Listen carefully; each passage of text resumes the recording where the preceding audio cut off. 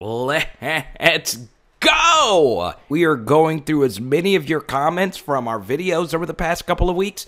And look, there's all different types of topics. This isn't your normal video where we just focus on one thing. And that's what makes it fun. This comment made me laugh. I like it when you guys get a little creative. And this is pretty accurate as well from I Am Too Greedy. Max's arm is kind of like that small text on a side mirror. His arm is definitely stronger than it may appear. And I love that. Anyone that's ever driven, you know the little text at the bottom of the mirror. Images, what is it? It's images are closer than they appear. I don't know. I butchered it. I haven't had a car in over a year because my car set on fire. Anyway, that's a different story for a different day.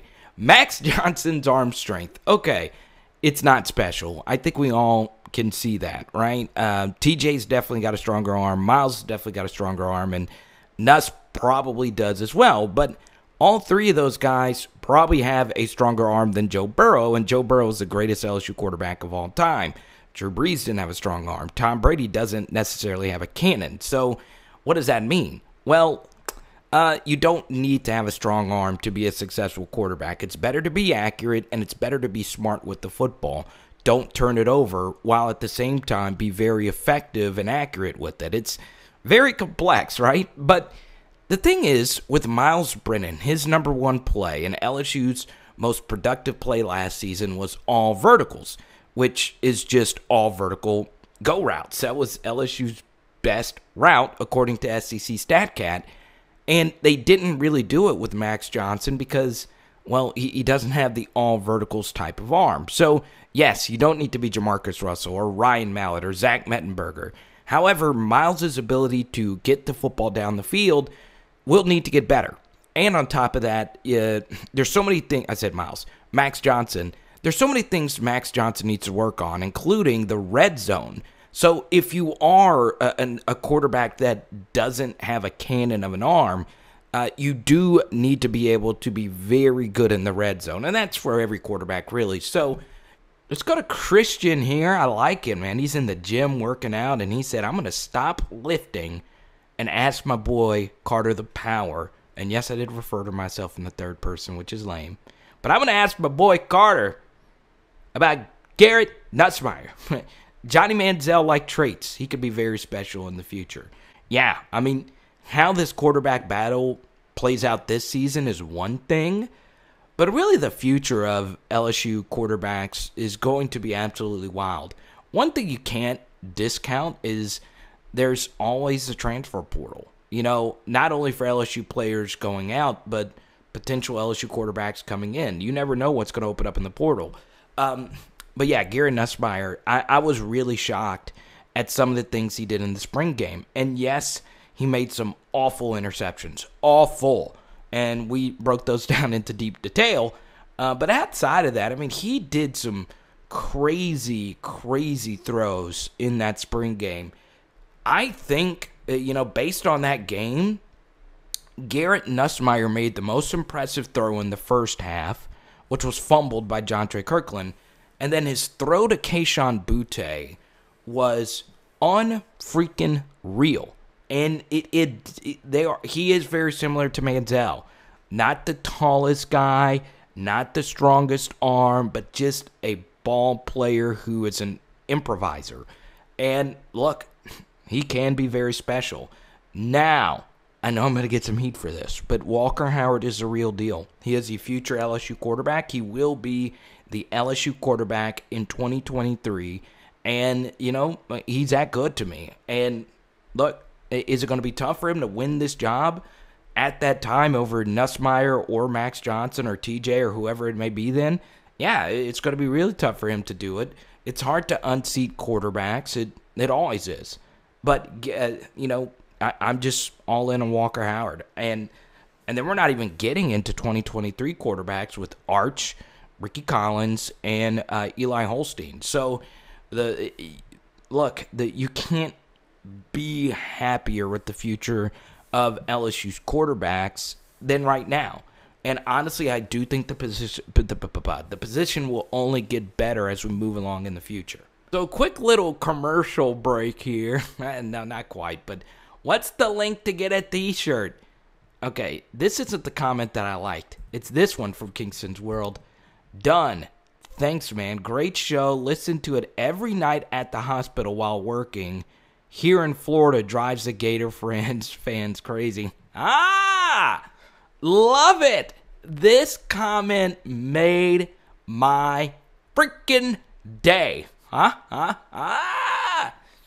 You guys know I hate Florida more than any other fan base. And this makes me happy. Anytime that I hear, number one, that we have listeners that work in hospitals. I grew up, in a family that worked in hospitals as well. And shout out to JJ. He is our, look, Kingston, this could be tough. JJ is our number one hospital worker viewer. But you could be coming after that number one spot, man, with comments like this. So JJ's in Shreveport. He works in the medical industry there as well. We love JJ. But look, Kingston's World, I love the fact that you get to drive Gator fans crazy. So if you do want a shirt, obviously from this point forward, you could find it in the link down below. Jack Flash, how do you decide if it's a suspect O-line or is it a really good D-line? Well, okay. Is LSU's defensive line really good? Yeah. I mean, this was without Ali Gay and Andre Anthony. So, you look at the defensive line, and ironically, the guy that you would say in the spring game that was the most talented defensive lineman playing was B.J. Ojulari, and he was the one that really didn't hurt the LSU offense. I thought Dare Rosenthal did a really good job on B.J. Ojulari. But the other guys is what bothered me. I mean, Sony Fanua had a field day. And now he's a really good player, but he is a backup. And you also have to keep this in mind, okay? The LSU offensive line was not facing blitzes, all right? So they knew on every snap that it was only 4 guys coming. And the only thing that you would have to worry about is a stunt, so a twist or a loop amongst the defensive linemen, and they still couldn't block it. I mean, this is simple, rudimentary stuff, and we struggled blocking it. And look, they've been facing that same defensive line, so they do have a little bit of an advantage there. The defensive lines do. But still, I mean, it's a problem. It's a problem, but it's a good question. All right, so we got 2 Arik Gilbert comments. Gerald here, as much as I hate to say it, I would take Gilbert.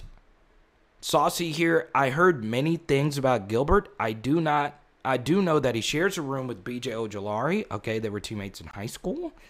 That makes sense, and B.J.'s on the leadership council.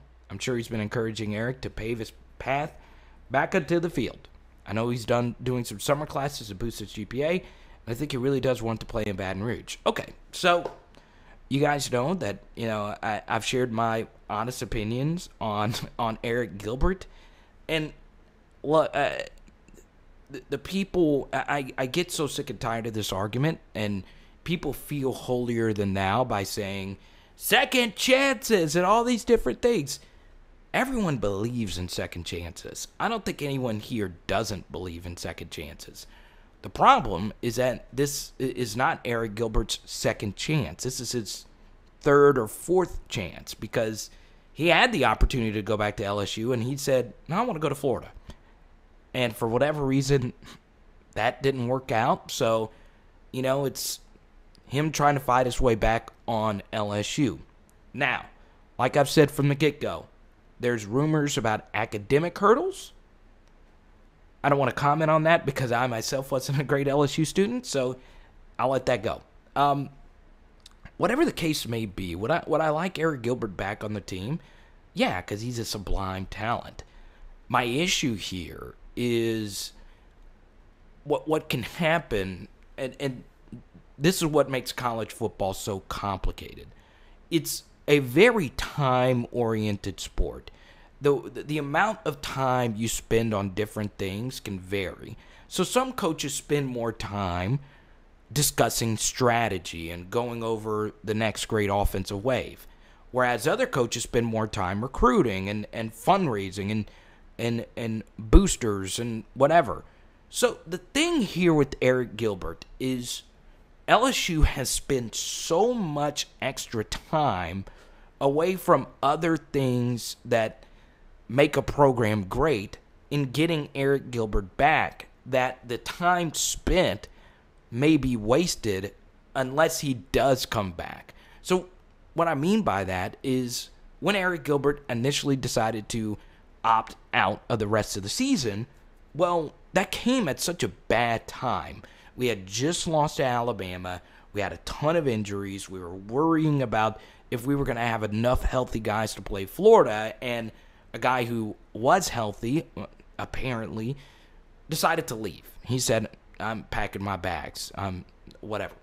So the thing is, during that time, we were trying to re-recruit him back to the roster just to go on and win 2 games without him. So that's the thing. And then he decides to think about coming back, so we were re-recruiting him again, and then he goes to Florida. And now he's coming back again, and now we're spending more time, more resources in trying to get him back. That has always been my biggest issue with this. It's not so much giving him a second chance with LSU. The thing that bothered me was it's taken so much to get him back. Now, we do have Jake Johnson coming in 2022, and we're obviously really excited about that. However, we were talking about the offensive line. The second position group that's probably the biggest question mark is tight end. And Cole Taylor did miss a 50-50 ball early in the game that Arik Gilbert probably catches. And I don't know how great of a blocker Cole Taylor is up to this point. We'll see. Maybe Nick Storrs is a better option at tight end. We don't know. So, yes, Arik Gilbert is very experienced. Arik Gilbert had 35 catches. There's only one other true freshman in the past decade in the SEC that played tight end that had over 30 catches, and that was Jalen Werdermeyer, and that was a 13-game season. Arik Gilbert got 35 catches in 8 games. So, yeah, he's someone that you really do have to think about when it comes to his talent, and we'll see what happens. Kenny, I've been thinking, would you think it'd be a bad idea moving McGlothern to the nickel spot with Stingley and Ricks on the outside? I love this quote, or this comment, and I also love Kenny because Kenny always brings some really good outside-the-box ideas to whatever chat we're doing, whether it's a film study, so I appreciate you, Kenny. Look, McGlothern to the nickel and Stingley and Ricks on the outside. This might seem radical because Stingley, of course, is going to be an outside corner, and Elias Ricks was one of the greatest outside corners as a true freshman ever at LSU. He might have had a better true freshman season than Stingley did a few years ago. That's how great he was. Maybe the better option is putting Ricks on the inside and McGlothern to the outside. McGlothern was really good in the spring game. There's no other way around it. Even the deep touchdown that Kayshawn caught on him, he was in the right spot. It was just Kayshawn made a better play on the ball. So, yes, McGlothern's deep ball and getting beat over the top is something that he needs to work on. But everything else, he was pretty incredible. And he is an intimidating, huge corner. Now, as far as him in the nickel, that's very difficult because, you normally want your nickel corner to be a fleet-of-foot super athlete. So we're thinking, obviously, Kerry Vincent Jr. When Jay Ward played the nickel, he was actually pretty good as well. And before he moved to safety, my dream secondary was Todd Harris and Derek Davis Jr. and Jay Ward at the nickel and Ricks and Stingley. So, now that Jay Ward's at safety, that looks like the smart move for right now. I would put Ricks at the nickel and then put McGlothern on the outside with Stingley. I know it was a spring game, and Myles Brennan didn't look all that very impressive, if not for the trick play. So the trick play was a fake spike, but once again, Dwight McGlothern was not fooled. And he was right there to make the play, but Kayshawn, of course, is just a freak and made an amazing catch. You know what? There's some accuracy to this. Myles Brennan wasn't all that impressive in the spring game. So, should Max Johnson be the starter? Well, let's look at it this way. Who is LSU's number one option? Well, it's Kayshawn, right? Well, Kayshawn has a better rapport with who?